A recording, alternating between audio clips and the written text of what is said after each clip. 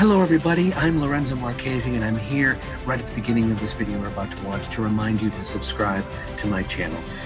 It's very helpful if you do, and also please tell your friends, your family members, and share it if you can. Love to hear your comments and feedback, but just want to make sure you subscribe. Thanks for watching and we'll see you soon.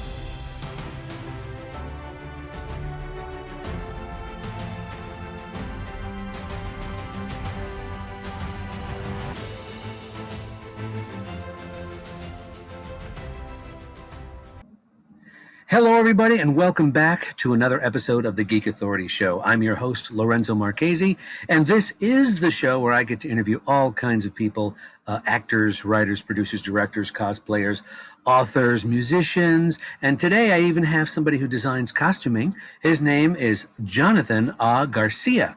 And Jonathan, welcome back. You have been a guest before. Glad to have you. Thank you for having me on. I'm really excited. Very cool, very cool. And like I was just telling everybody, not only do you act and you do all kinds of Zoom projects as far as characterizations, but you do costuming. And I can't wait to show everybody your what would you call it? Your gorified makeup, your horror. Yeah, my demented dreams. Oh, they're awesome. I mean, especially when the detail you put into it and the scary and the creepiness of it is, you can't help but go, ooh, okay. But anyway, let's start with you. This is all about you. So where were you born and raised and why? No, just kidding. So I was born in Bellflower.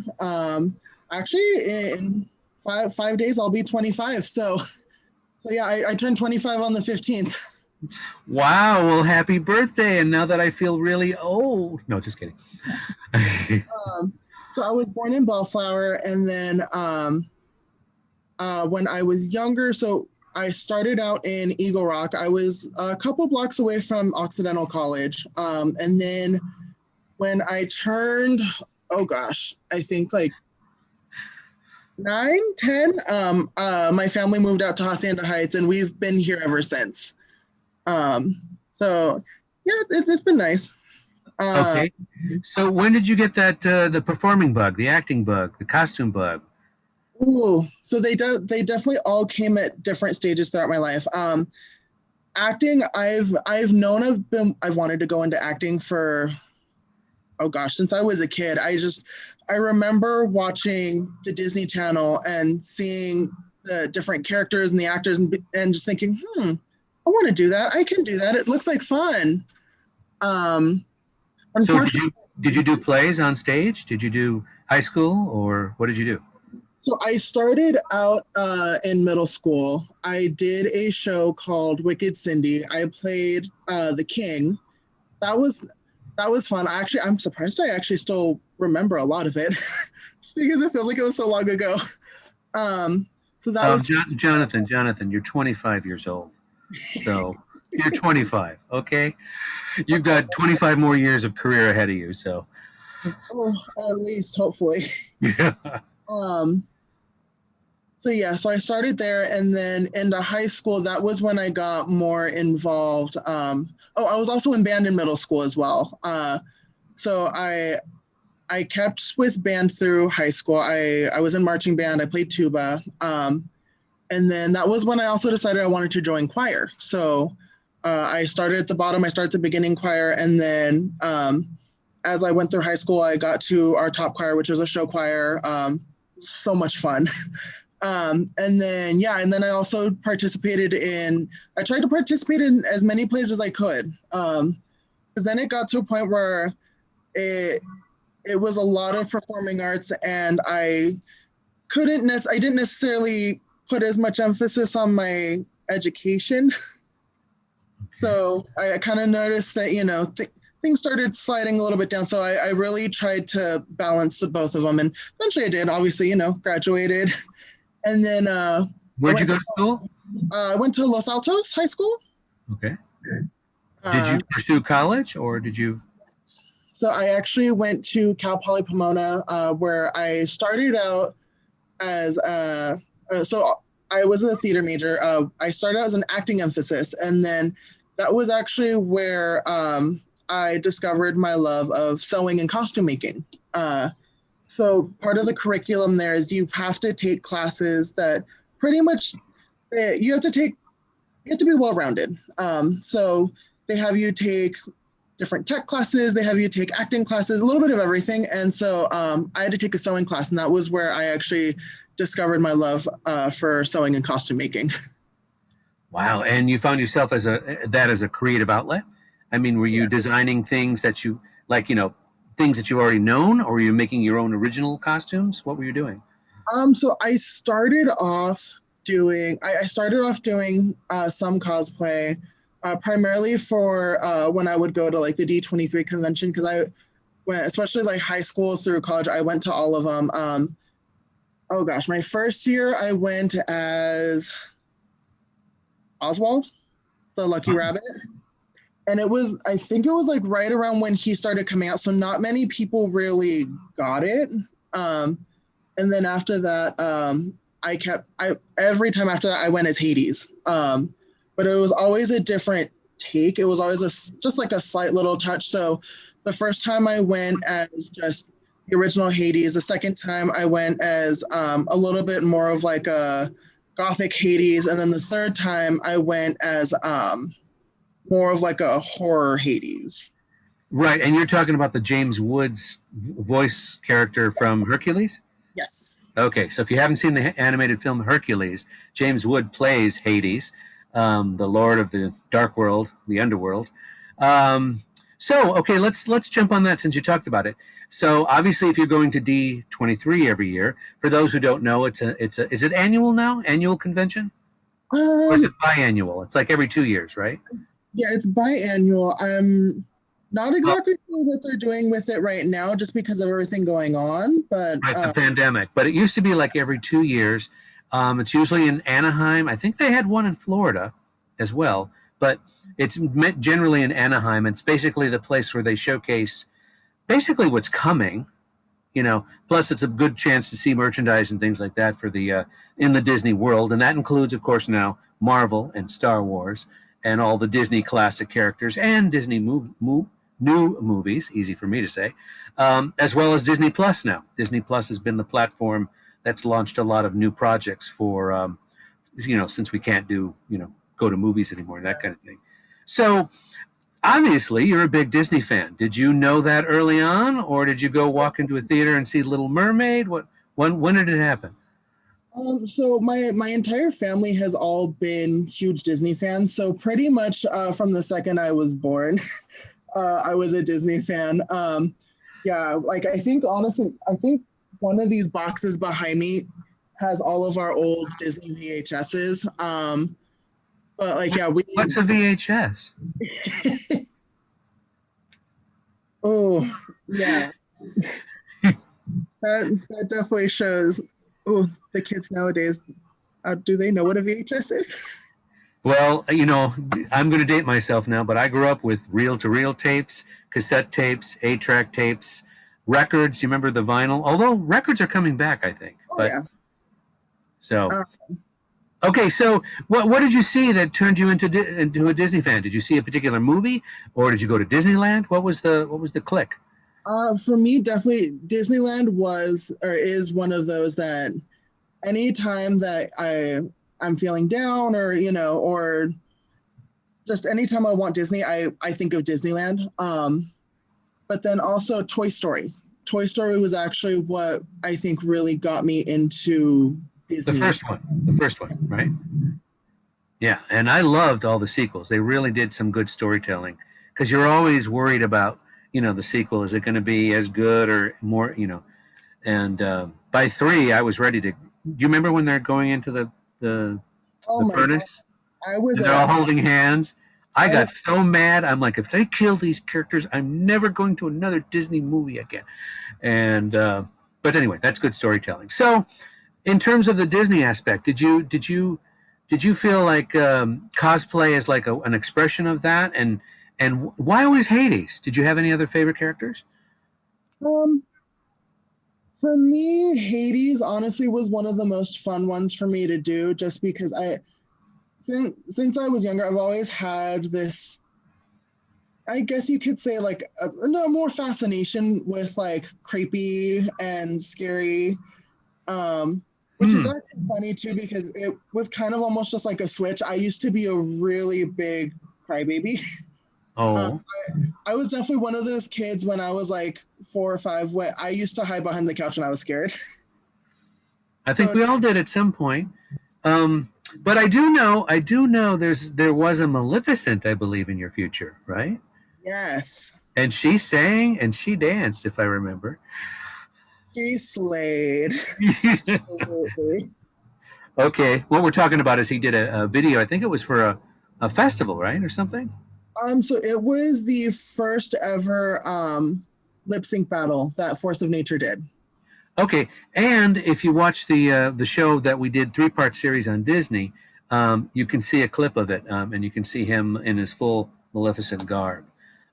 Speaking of which, let's jump ahead here to some of the images you sent me, and we can talk about those. Um, and I guess here you are creating something, some costume of some sort. Actually, so this was taken a little under a year ago. So during the pandemic, I had decided I wanted to make masks. Okay.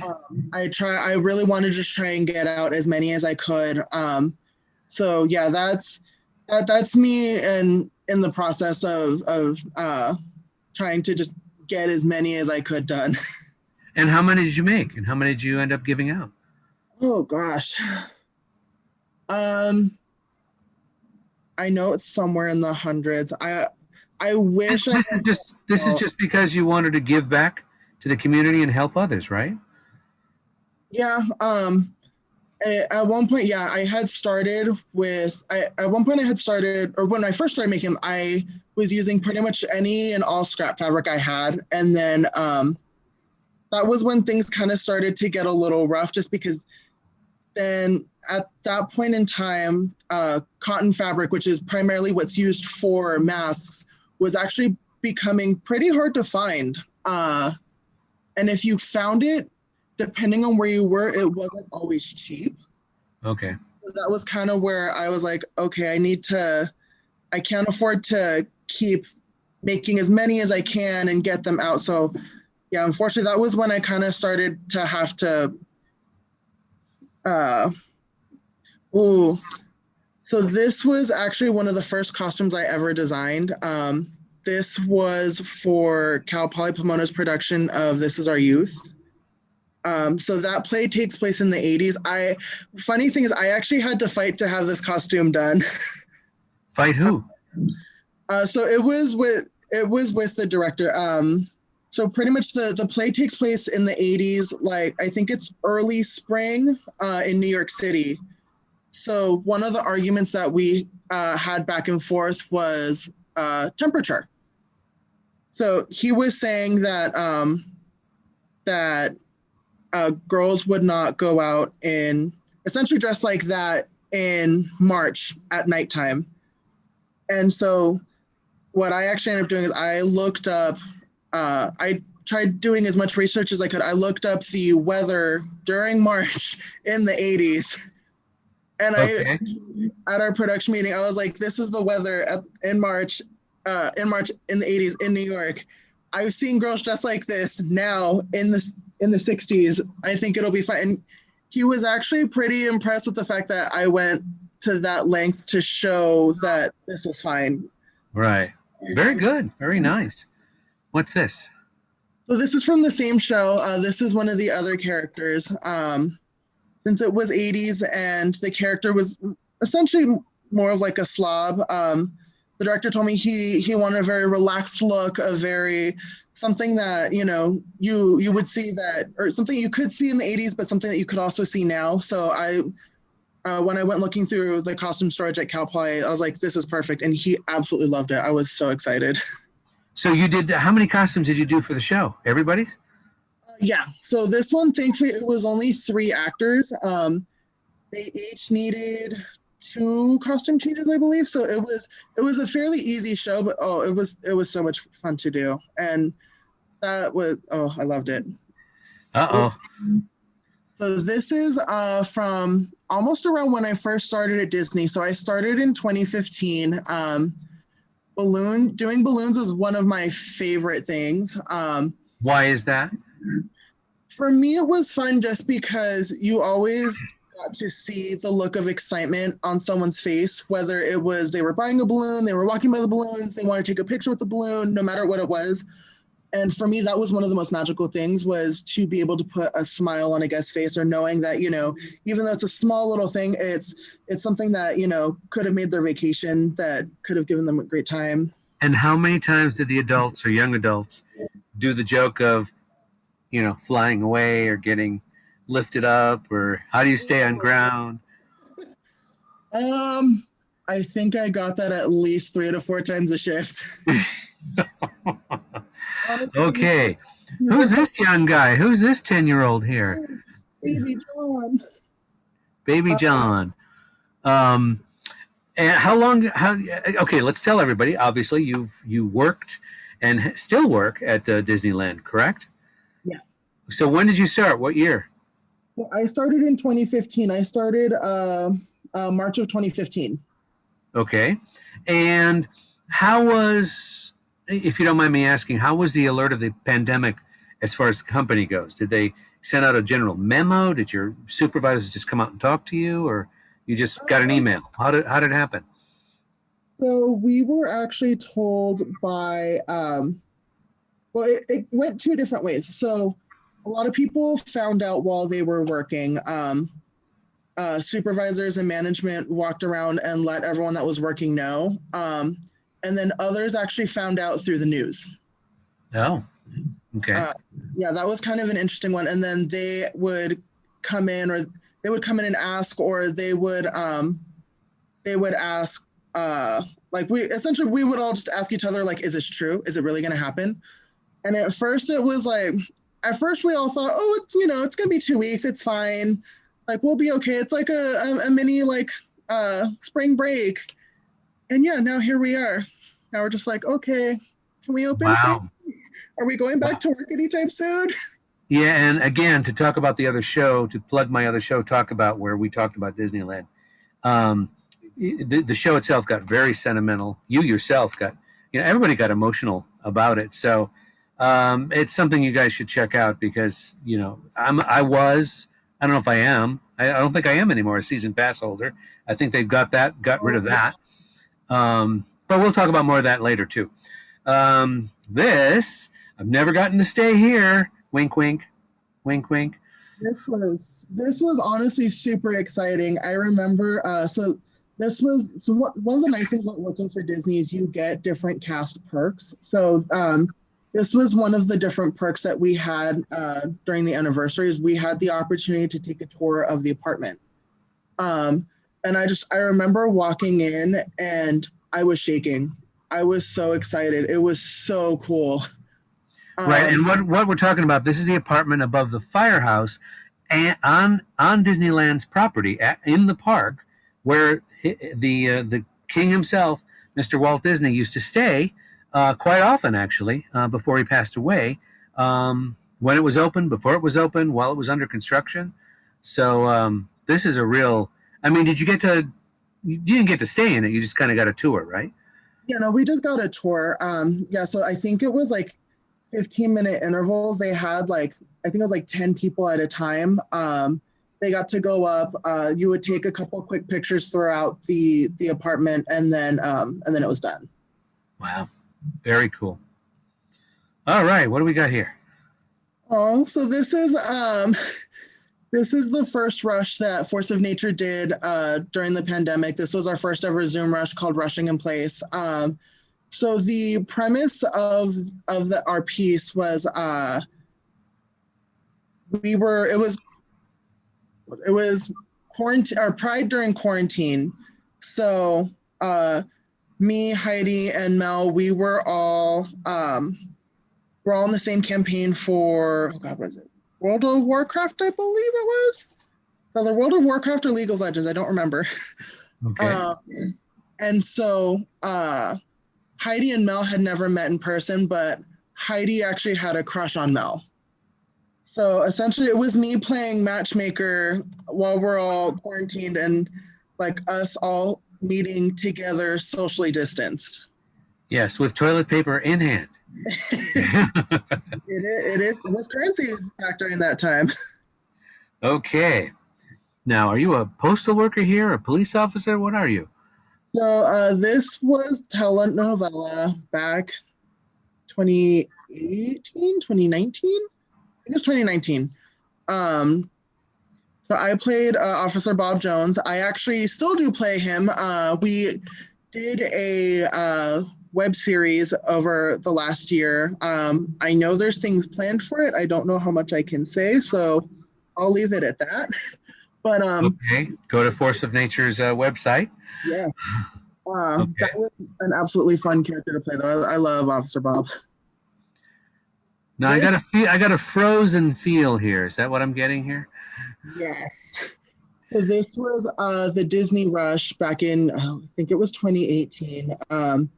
So that's me, Melissa Munoz, and Cara Valencia. So our piece was based off of Frozen. Essentially, the concept of that show was it was what happens after the movie. So I played Sven, Melissa played Anna, and what it was is we came together for brunch. Essentially, I didn't like her. I didn't think she was good enough for Kristoff. So it's us essentially putting our differences together, us confronting everything and just getting it out on the table. And then Kara was our waitress. She would Right. And you're the speaking voice for Sven, who is Kristoff's moose. He's a moose, right? What is he? Yeah. Very cool. Was it funny? I didn't see it. I liked it. I thought it was a lot of fun. It's definitely not what I would have thought of.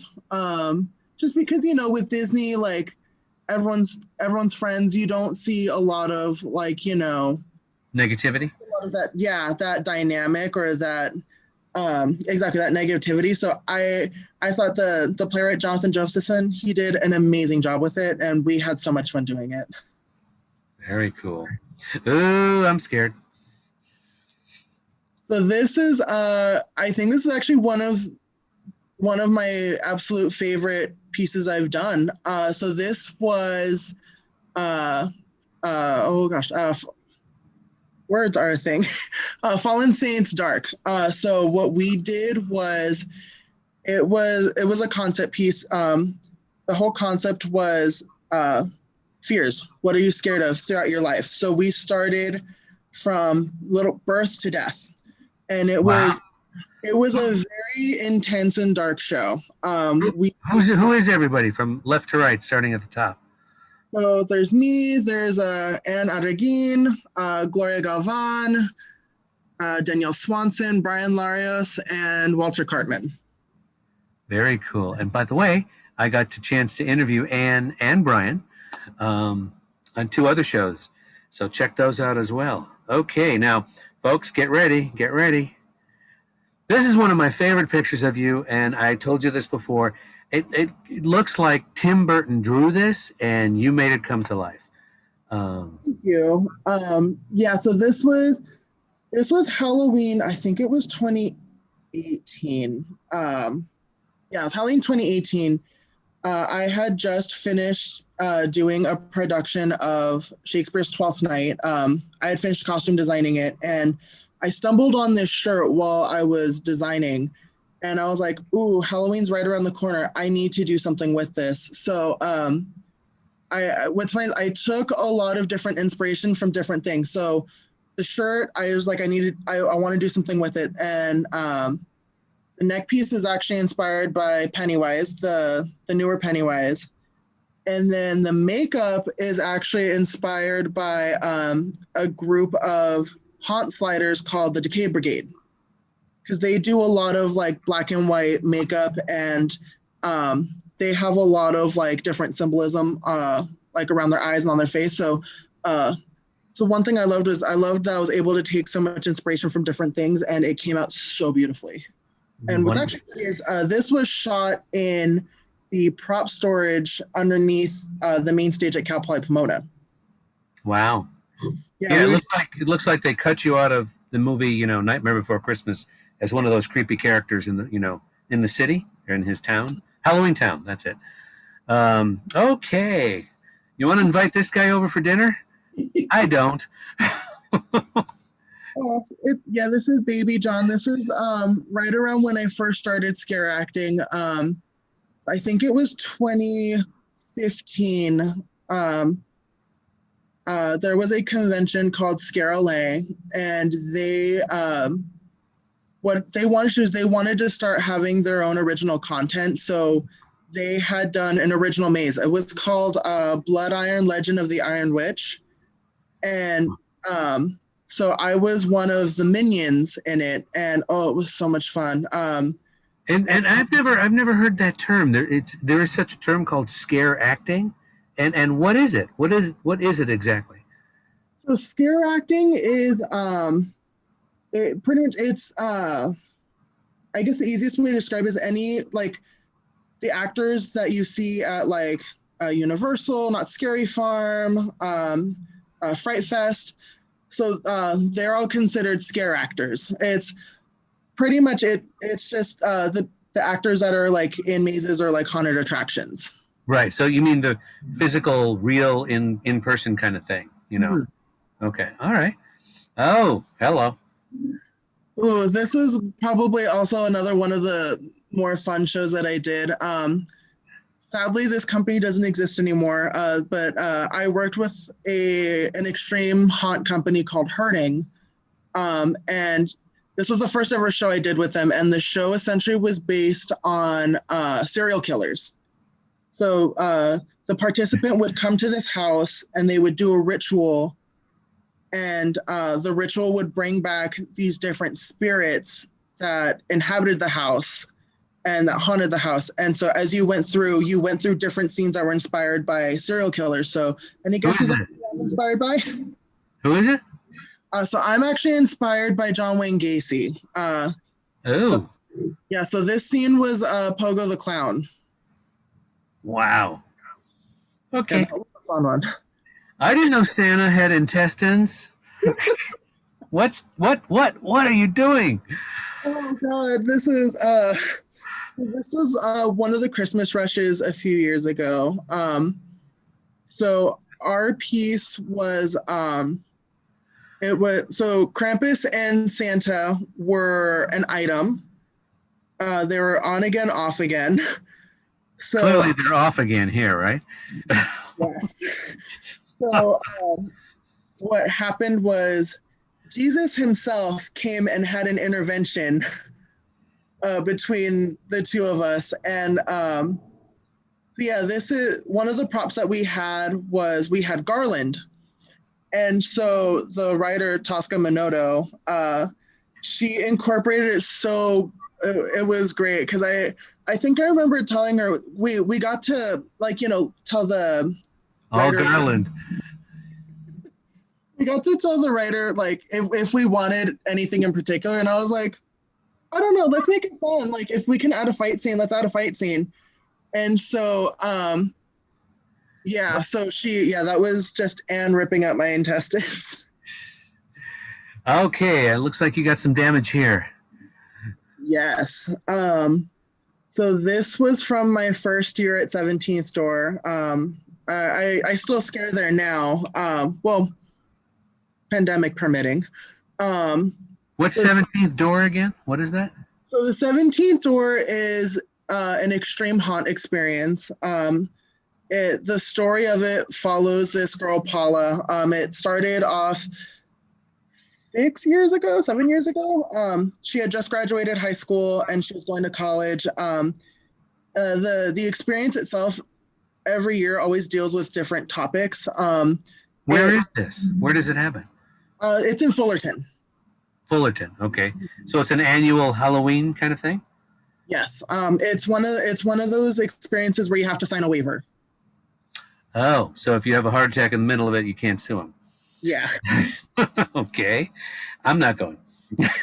It's like I have to stand behind Michael when I go through, mazes because it freaks me out. So, but who did the makeup? Is that your makeup? No, so her name is Angela. I believe it's Angela Santori.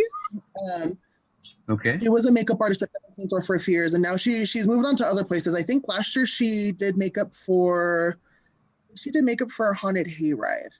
Okay, so for those who don't know, who've never applied, I'm assuming those are appliances and all that. How long did it take to create that from start to finish, to the final product? I think it was, I want to say, I think it was like 20 minutes. Really? She's good then. Wow. The makeup artists at 17th Door, well, pretty much any haunted attraction you go to, they're all flawless. They're all amazing because they have to work in such a quick amount of time. Like I know 17th Door, there's and a lot of people too, right? Different. Yeah. On a regular year, I think there's a cast of roughly 100. Wow. And they have, I think it's like 2 to 3 hours to get everyone's makeup done. Now everyone has different things, but like I know that first year we were sponsored by a prosthetic brand or a makeup company called Boneyard Effects. So they donated a lot of prosthetics to us. So a lot of people had different prosthetics on. It was really cool, but yeah, definitely to see how they were able to do all of that in such a short amount of time. It was amazing. Beetlejuice. So this was from I Like Scary Movies. This was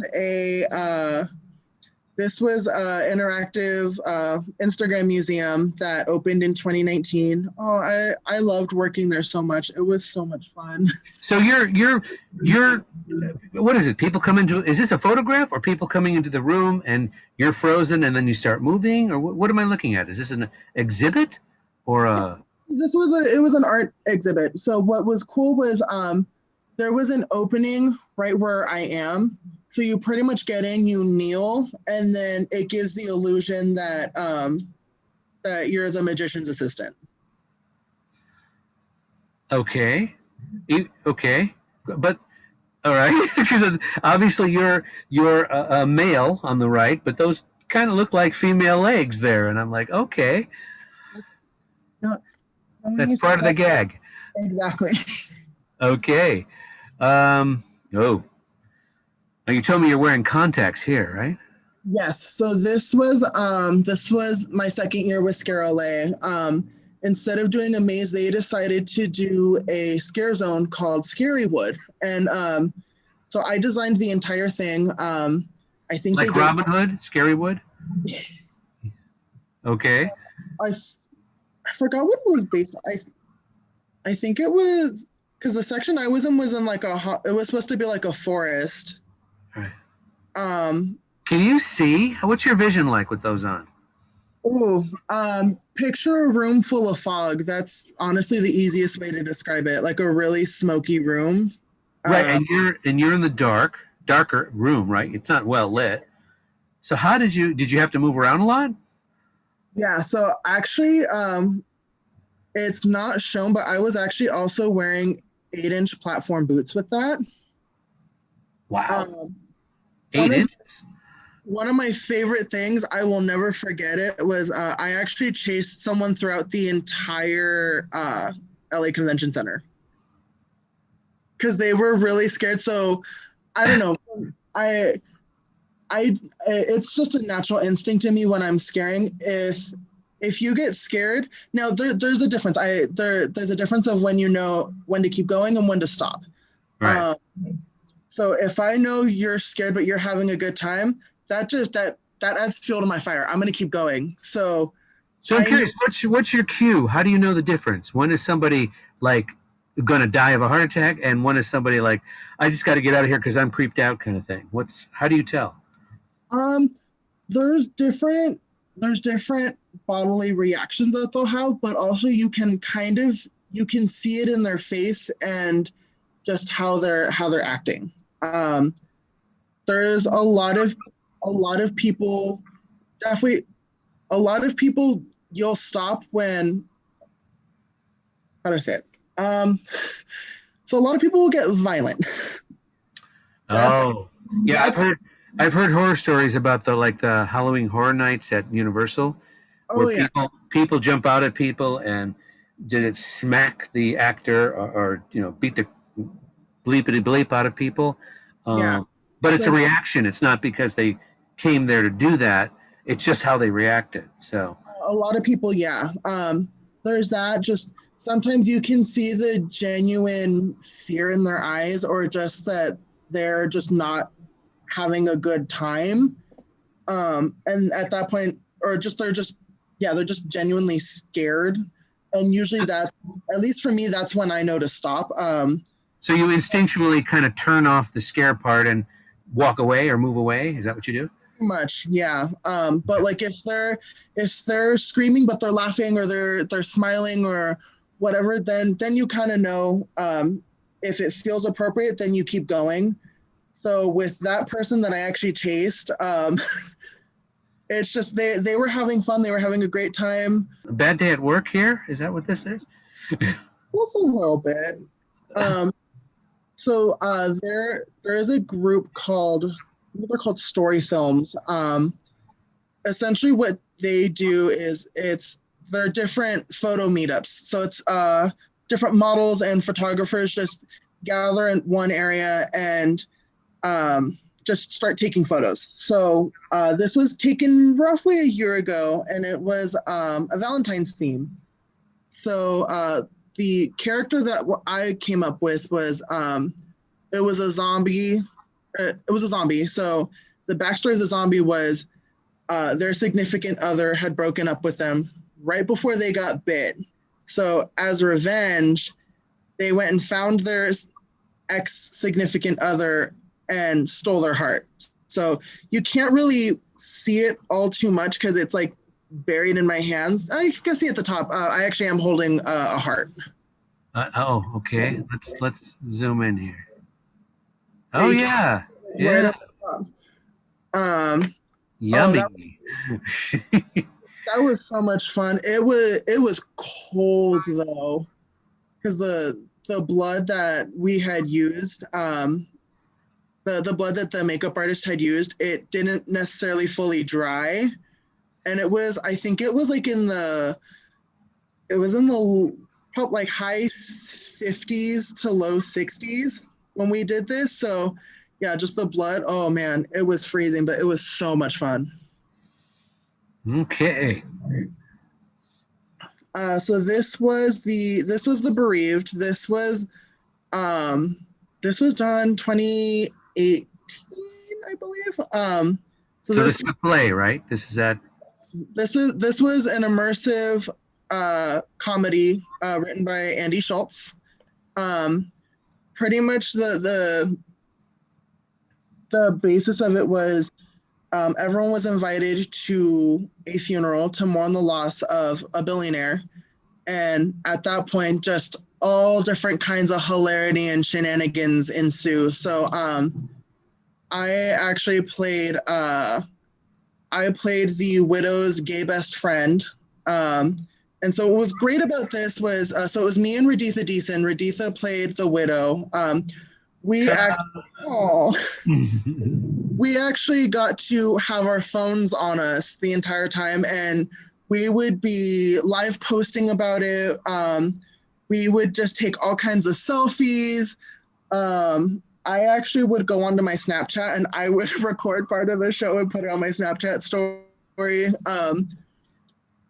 So it was so much fun. It was so insane. Very cool. Yeah, Where was the theater? Where's this at? so this is Generation DCD on Olive. So yeah, so this is actually a dance studio. Oh, okay. Very cool. That was the last of the pictures we have. So, do you kind of gear toward the horrific in terms of things that you want to do play wise, or do you prefer doing like musicals, or do you prefer comedy, or what's your choice? I really try not to be picky, but definitely my top two would be comedy or horror. If I can mix the two, then that'd be even better. Yes, yes. Okay, you sent me a couple links, so let's take a look at what you sent me. And I'm so proud because the first link you sent me was the Geek Authority, and it's basically this is the second, I believe, right? No, this is the first part one. Yeah. This is part one of a three-part series where basically we talk about Disneyland and California Adventure and closing, and I believe this was in September, so they had been closed for at least 3 or 4 months by now, and I was up, I had no idea what they were doing with the annual passes, and it was all kind of up in the air still. Um, so tell us about this experience. What'd you think? So this was a lot of fun. I enjoyed it. It really made me miss Disneyland and being there and working. It was so nice to be able to reminisce about working for Disney and all things Disney with other fans. The one funny thing is I actually did acquire something else Uh-oh. for my collection. It's really sentimental.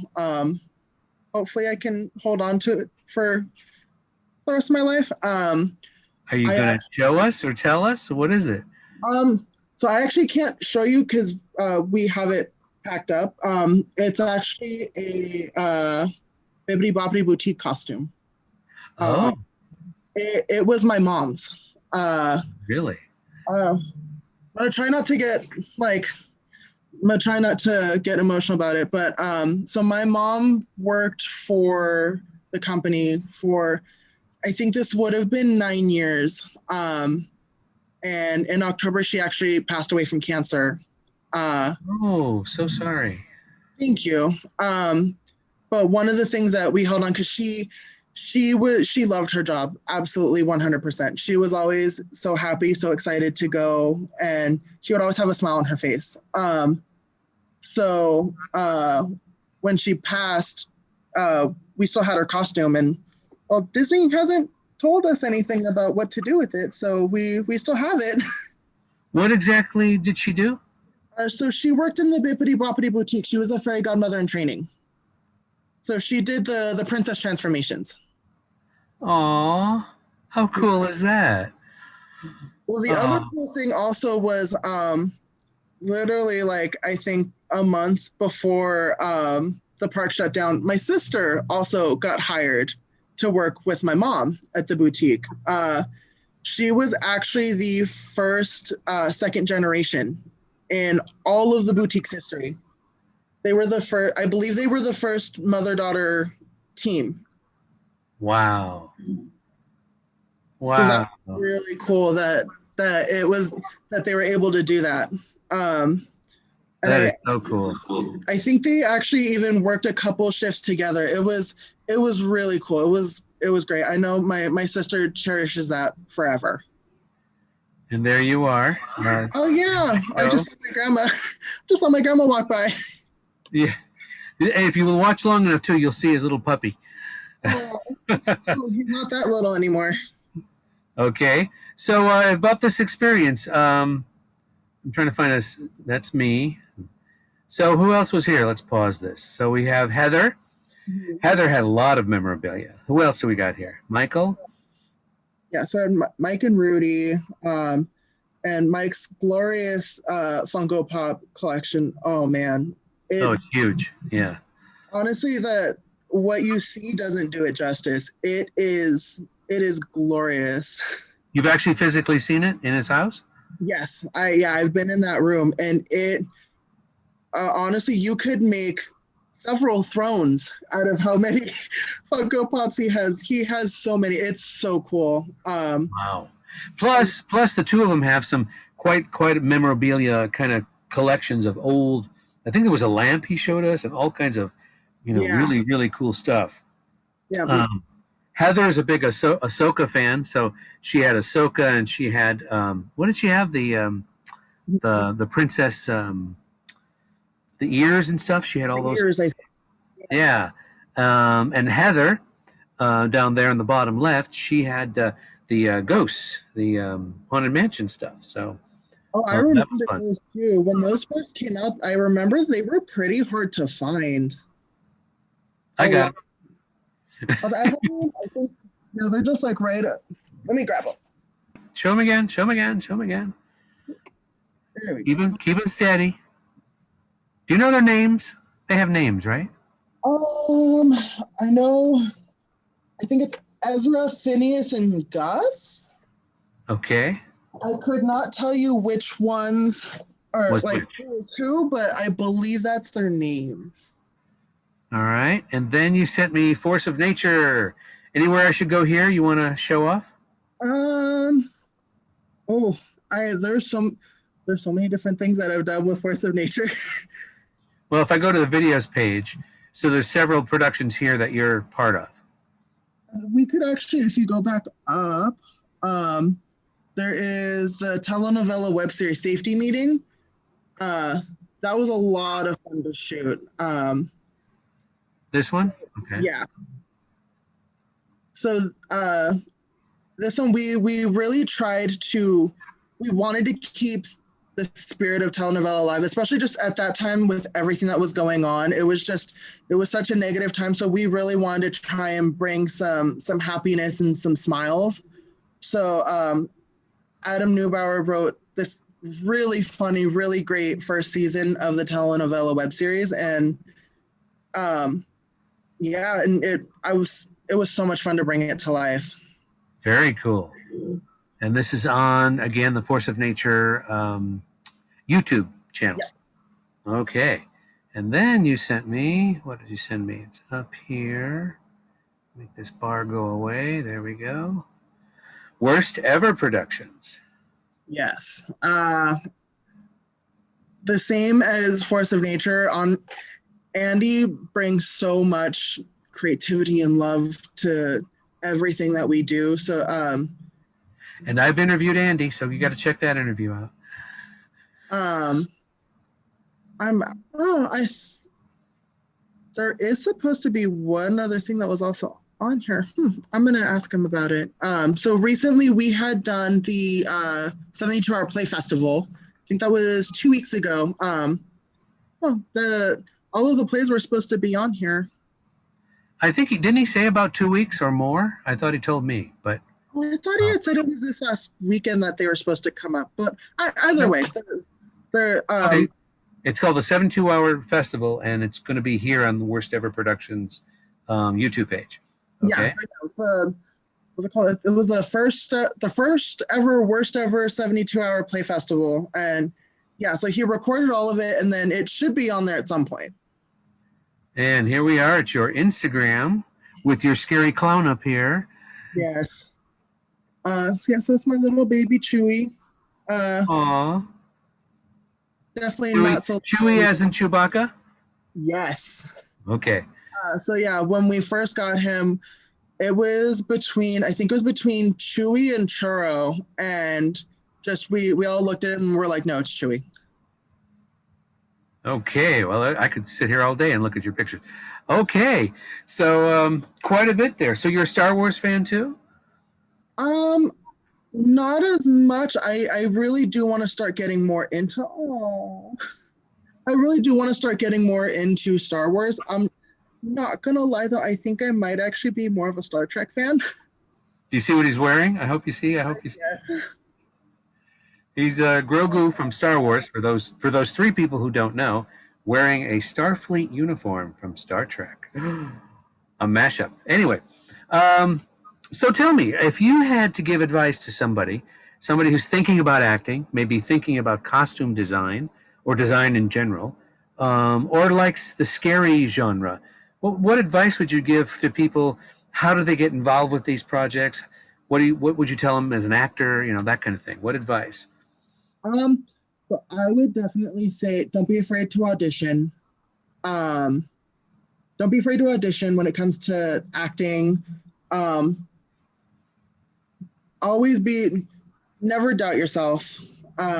If you think something's good, go for it, create it, do it. Um, and if someone doesn't agree, well, art is interpretive. Everyone has their Good own point. different interpretations. And for scare acting, the one thing that I've always learned, the one thing I first learned and have always lived by, if you don't feel like an idiot, then you're not doing it right.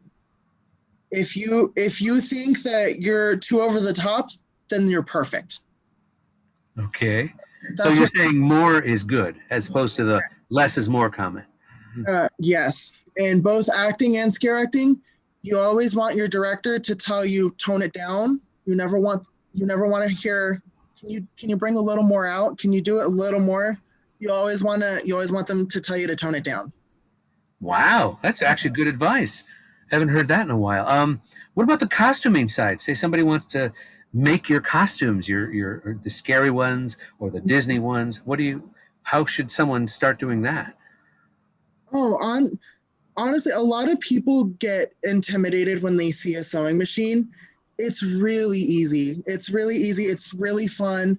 It's really addicting because you'll start making one thing, you'll finish it, and you're like, that was very satisfying. Let's make more. Honestly, yeah, just don't be afraid. Learn. Isn't it hard work though? Isn't it? You know, because you got to match patterns and seams, and then say you have your subject, your dressing. You got to make it for them because it's not going to fit. You know, you know Yeah, what I mean? it Is that can hard work? it can be a little frustrating sometimes. But honestly, just the final product just makes it so worth it. I know more recently, one of the big projects that I actually had was my brother got married on Halloween. And so Wow. I actually made my sister-in-law's wedding dress. Uh, yeah, so I think I have a couple of pictures of it on my Instagram, and it was definitely there were a couple of times where it was very frustrating just because it was something that I had never done before, and just so much pressure with it. Being the wedding dress, you want to make sure it's perfect and that she loves it and everything. It was just little things like that just made it stressful, but it was just to see it on her when she was walking down the aisle and see how excited she got when she tried it on and when I first gave it to her. It was so satisfying. I felt so Wow. rewarded. Is that something she asked you to do, or did you just do it? Um, a little of both. So when my brother first proposed to her, I had kind of joked around. I was like, "Well, if you need someone to make the wedding dress, I'm here." Um, and it really just started from there. I think it was like 2 years had gone by, and then they had they had a little engagement party. It was literally right before the pandemic.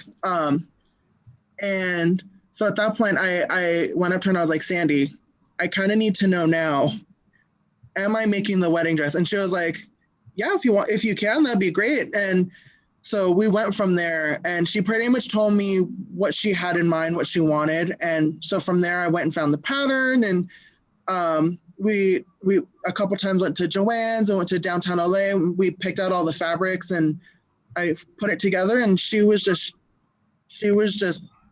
beyond excited. It was so nice. It was so rewarding. And you weren't intimidated by that? Because that's kind of No, a that's a I, once in a lifetime thing, right? I was terrified. I'm not gonna lie. I even told her, I was like, this is very intimidating. This is very scary. But you know what? It's things like that where I think you need to you need to get over that fear, and you need to do it. Because if you keep living with fear like that, you're not gonna grow. You're not gonna get anything done. So for me, it was a great learning experience because I learned how to make a wedding dress, but also it was just it gave me so much growth. Right. And here's a question: would you do it again? Oh God, yeah. Oh, wow, good for you. That's very insightful in terms of, especially when it's family too. I would imagine. Yeah, that was also the other thing too. I was like, it's one thing to, have a client tell you, I want a wedding dress, because it's like, if it doesn't come out right, then, there's a chance you might not see them again. But it's my sister-in-law. I see her every day. Wow, very cool. So, what about let's pick your brain a little bit. If you would tell me, since you're into Disney, do you have a favorite Disney animated film? Emperor's New Groove, 100%. Really? Yeah. Most people haven't even seen that one. Why that one? I love how silly it starts off, but then also I love how, because I've seen it since, when it first came out. I saw it in the theater, and just now I still watch it often, and it's just, I feel like there's always something new every time I see it. But also it's like there's so many jokes that went over my head as a kid that I'm just like, wow. Oh, quite a cast too. It's got what, Patrick Warburton, Eartha Kitt, David Spade. Um, yeah, I've always enjoyed it as far as that goes. Okay, do you have a favorite live action Disney film? Ooh. This is one that not many people ever really think of. It's actually Holes. Really, it's actually a fun film. It Um, is. it's Um, become kind of a cult classic, favorite yeah. because of mainly because of the cast. It's got quite a few people in it that were kids at the time. So, Oh yeah. It's really interesting to see how, yeah, a lot of them have grown and changed, and yeah. all right. How about your favorite Disney stage live action musical? There's been like seven now. So this one's a little weirdly specific. It's actually the DCA version of Aladdin. Okay, when you say, oh, you mean Disney's California Adventure? Yeah. Okay, it just went off. I'm like, DCA. Why have I heard that before? Oh, okay. As opposed to the animated film, and as opposed to the live action with Will Smith, is what you're saying? And the Broadway version, the Oh yeah, actual. that's right, the Broadway version. Okay, uh, why? Why? Because of the interactiveness with the audience? the interactive with the interactiveness with the audience, but also that's a lot of childhood sentimentality as well. Just about every time we would go to California Adventure when it was there, we would always watch it. Right. We So did too. I loved it. I mean, it's not to knock Frozen either. I love what they did with the Frozen the show. And for people who don't know, California Adventure has this Hyperion Theater where they have live actors performing Disney productions, and I believe it opened with Aladdin, right? When it first opened, right? And it ran for years. It was live actors. The guy they cast, the several actors they cast as the genie would be interactive and react to the audience, and kind of every show would be different, and that's what was exciting, the comedy and the sarcasm. Now with the Frozen, the new version, or the version they have, the transformation of Elsa from her blue dress to the white snow dress while the staircase is revolving, it's just technically they're amazing, but they're mini versions. They're not the Broadway versions. You know. well, I believe I actually had friends that worked on Frozen, and I believe they were saying that a lot of what they had done in the California Adventure version, they were actually also using as like testing for the Broadway version. Oh, yeah, I'm sure because Yeah. it ran for so long, and they were modifying the script, trying to get it good for the they do an off Broadway release before they bring it to Broadway to test it Yeah. out. But yeah, I'm sure the technology with that staircase. Have you been backstage? Have you seen that? I haven't, but from what my friends always told me, they always said it was really cool to do. But Elsa's costume change was one of the most stressful things that they had ever done. You mean for the actress or the technically, or Um, both? Both, because I think they had to do it in I think it was like a minute and a half where they had to. So uh, I think I can go ahead and say this. Uh-oh. It's So been closed for 10 months, so hello. that's very true. So the way they would do it was it was all stuffed, I believe, in her bust. So what would happen is there was a little like thing that the actor would pull, and that's pretty much how it would all unravel. But they had essentially had to shove all of it in like a minute and a half while the actor was preparing to go out on stage. Oh, I see what you mean. So, because she's in the blue dress, and then they have to hide the white dress, right? And then she has to get on top of the stairs, and she does the effect herself. It's all mechanically controlled by her, right? Yeah, so she does it. And she's singing. She's singing the song. It's like, oh my God, the poor girl.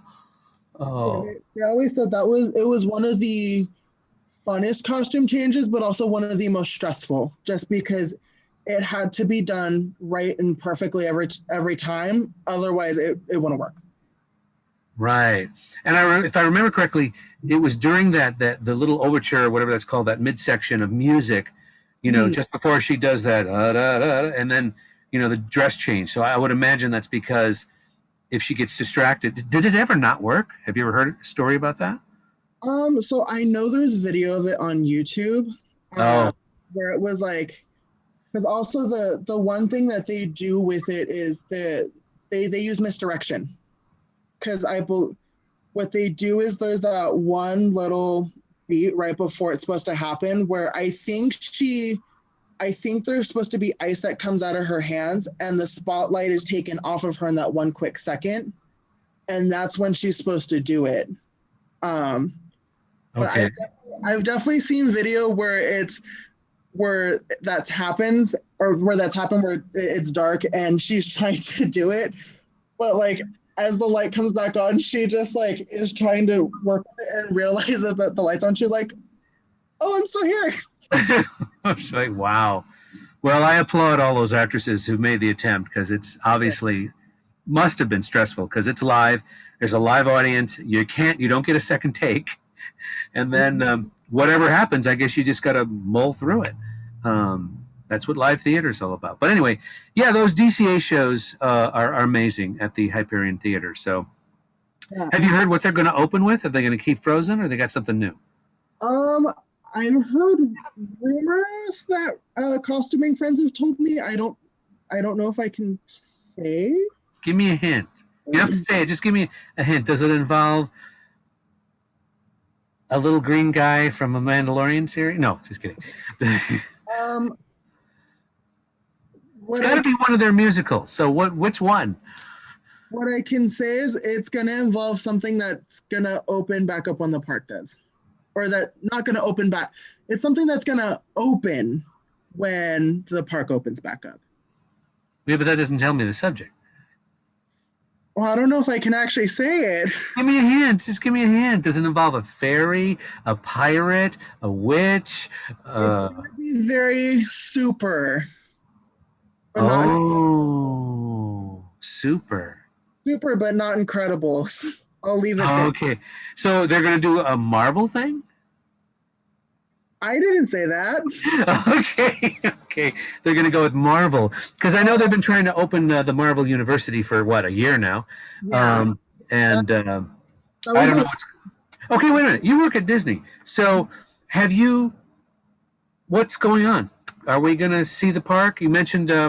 I know there's something coming up with the food that they do every year. What's going on? so we yesterday they had announced that they want to try and do the Food and Wine Festival next month, and we actually got a notice from our union that so they were going to be calling back 1,000 cast members spread throughout. So I believe they said starting today they were going to be making calls, and as of right now they're calling back at least 60 foods cast members, and then Okay. it's going to go from there. So that's your department, food, is what you're saying? Yeah, so I'm food and beverage. Okay, so there's a chance you might actually be vendoring? I'm gonna go ahead and say more than likely. They I was a little confused on how they worded it because so festivals itself, like the all the festivals they have at California Adventure, that's it. That's actually its own department. So you have to cross train into that department. I am cross trained in that department, so if they wanted to, they could call me back. But what they were saying is, regardless of your knowledge, so if you're trained in whether you're trained in festivals or not, they're still going to be calling you back to work the festival. That's good. And this is March 2021, right? Yes. Right. Okay. So then my next logical question is, as this employee coming back, possibly doing vendoring and or involved with the food service, as an employee, how concerned are you regarding the pandemic and the whole 6 feet and masks and all that? Um, I am a little concerned just because I mean, we've all seen people that, don't want to wear masks, that don't like to wear masks, that put up huge fights about it. Thankfully, you haven't seen that much of that coming from what's already open with Disney. So like Disney World or Downtown Disney, you haven't seen a lot of articles talking about people putting up fights about that. So that's a little comforting, but at the same time, I I don't know. It is a fear that I do have. And keep in mind too, Disneyland recently just opened up as a vaccination center, Mhm. which is kind of a good thing, I would think. Yeah, it is nice. I think it's really cool that Disney offered up the space to do that. Uh, but yeah, no, I think it's one of those like I feel scared, but I know I'll be fine when we get back. Also, I know me myself, I'm probably gonna have like three different things of sanitizer on me at all times. Right, as you should. Yeah. And also, being as young as you are, I don't believe you're high on the list for the priorities of the vaccination. So, I myself am on toward the bottom of the list. So, um, yeah. So, and also, I've heard there's not going to be any rides, no rides operating. Correct? Yeah, so it's going to be very similar to what Knott's Berry Farm had done. So they had booths set up around the park, and you would go and you would get your food, and they also had little eating areas set up. I'm assuming that's what Disney's going to be doing as well. Is they're going to have like benches and little places where you can eat. But I believe that's kind of probably what it should be like. Is it you go and you probably walk around the park, go to all the different stations and get your food and just hang out. Right. Are the characters going to be out and about? Because they're fully costumed. Are they? Is that safe for them? I would think it is because Knott's was able to do it. They had a lot of their characters like either up on balconies or like in the boardwalk area. They had them out by the games. I would imagine only costume characters. So the live action princesses and all that probably won't be there, right? Because they're exposed. I don't know because I think there was a parade in Florida where they had live action characters and they had them wear masks that worked with their costume. I'm not 100% sure. Don't quote me on that one, but Right. I But did they have crowd interactions or no? Just a parade. it was other than just like the casual wave, not really much interaction. Okay. Honestly, I was like costume or entertainment. I don't really know much of anymore, just because. Oh, I feel bad for saying this, but yeah, all of my like entertainment and costuming friends got laid off, so they Right. don't really hear much nowadays. Wow.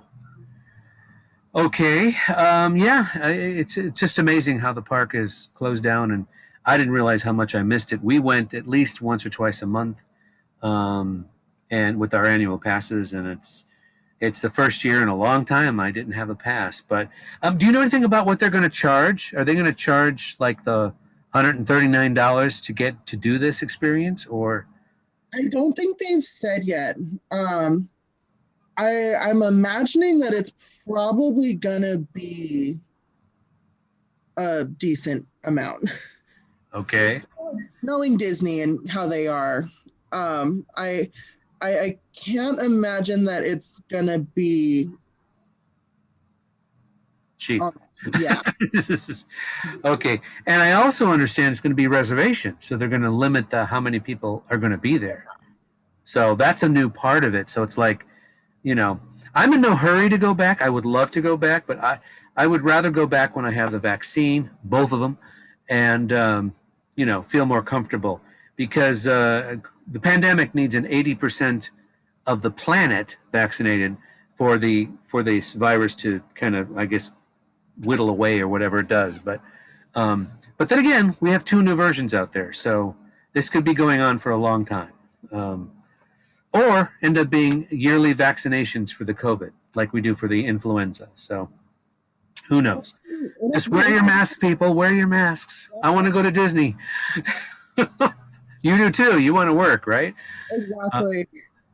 Very cool. So, any other closing comments you might want to throw out there? This has been great. I mean, you're a wealth of information. You're a wealth of talent. You're young and vital, and when you take that beard off, you look like you're 10 years old. And you're one of those. You're going to be 90 and still look 30. So hopefully you'll still be as productive and creative as you are now, and all the other shows you're going to do. So, and I miss live theater too. So I can't wait to see you again on stage. That's always fun. So anything else you want to tell everybody? Last word? Be safe. Use sanitizer. Wear a mask. Distance. Don't forget distance. Social distance, but also at the same time, be nice to each other. Love each other. Aww. Aww. Now I have to bring him in. No, just kidding.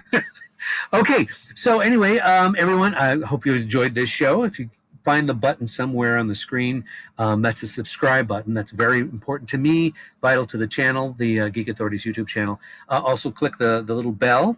That lets you know when I drop something on the channel, sends you an email, and you can watch it whenever you have the time to. But I did want to real quickly go over some of the shows that I've been doing. I have a brand new show called Making Entertainment. It's one I just started. It's basically going behind the scenes of various productions that are in production now and will be either on Zoom or someday on stage kind of situation. Talk to the actors, writers, and directors. It's really cool. The Mysterious Chamber of Collectibles, that's where I actually pull out stuff from under my bed in the closet and show you stuff that I've been collecting for 9 generations. And then, of course, I have the Geek Authority show itself, which is the one you're watching, and Unboxing the Geek Authority, which is the one where I get new stuff, new product from either companies that send them to me or stuff that I've gotten, and I open it up right in front of you, and you see it and I see it for the very first time, as well as the other show I have called Reviews, Opinions, and Commentary, where family and friends get together and we talk about various subjects, including the new Cobra Kai show, Space 1999, and that's actually where you get to see the Talk About show, where we talk about Disneyland and California Adventure, which was supposed to be one show, but we went on and it was very emotional for 3 shows. You got to check them all out. Jonathan is there. He's in that one. He's also in one of the Making Entertainment ones too. So he's just everywhere, I tell you. Anyway, Jonathan, thank you so much for doing this. I had so much fun. Hopefully you did too. Oh yeah, thank you so much for having me. This was a blast. This was so much fun to do. Oh, cool. That's what I like to hear. So everyone, thanks again for watching. Check out my other shows and so on and so forth. But let's say goodbye for now, and we'll see you next time. Bye-bye. Bye.